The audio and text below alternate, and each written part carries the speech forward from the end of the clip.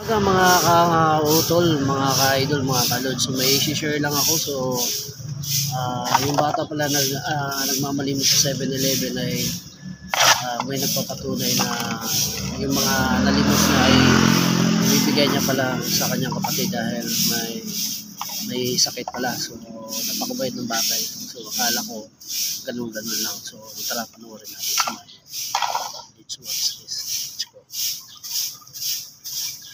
Beating like a drum, gotta touch you right now. Only baby for me.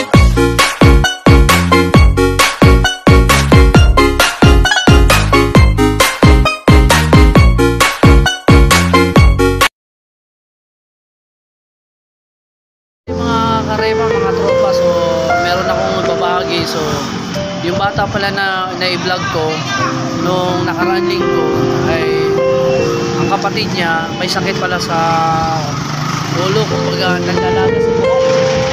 So kaya pala siya tuwing gabi lagi dito sa may 7-Eleven sa may Tambo dahil nangihingi at binibigay niya yung pera na kunting tulong sa atin niya.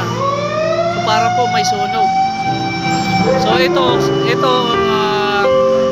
makapagpatunay yung kaibigan na ito at nataga amin. Tropa, yung si Dodo, kakilala mo?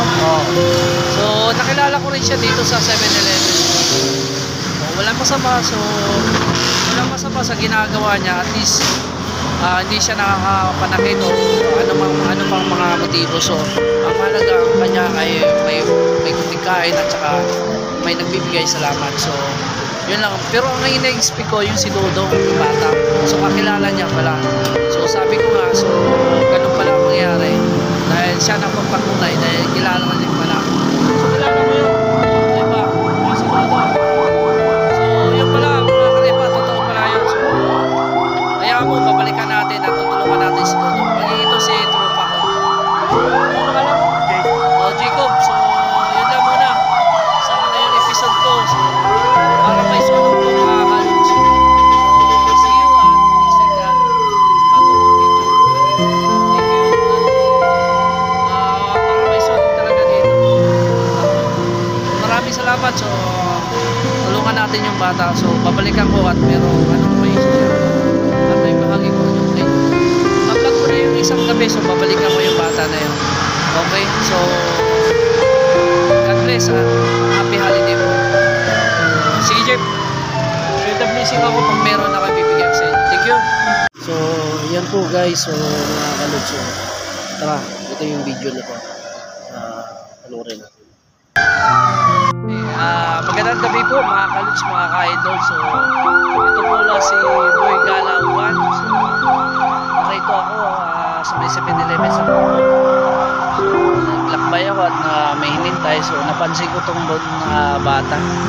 So dahil sa murang edad at saka sa 10 oras ng gabi, so parang na-concern ako. So naalala ko yung bata pa ako. So sa ganong panahon, di ba natin pinapauwi na ito, hinahabol na tayo pero sa ganitong oras.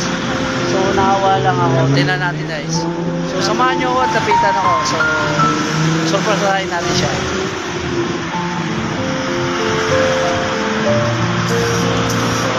So ito mga ka-idol. Ito siya Pops. So ito yung mga ka-idol. So napansin ko at sa murang edad niya sa ganitong oras. So nagsisikap ka pa, nagtatrabaho ka na, naghahanap ng pagkain. So naghahanap daw siya ng pagkain. So ayan mo at bigyan natin siya. So ang akin lang, so na-concern lang ako, sana ganitong oras natutulog na siya. Pero nasamahan mo yun? Yan? Ano mo yan? Kaibigan? So kaibigan daw na yan. So ito sinasamahan niya, natutulog. Yun nga, doon nagtatapos po ang aking video at maraming salamat po. So paki-like and share na lang sa mga bagong update na video po sa Boy Gala 1. So pag susunod paggala ko. Thank you and more power. God bless.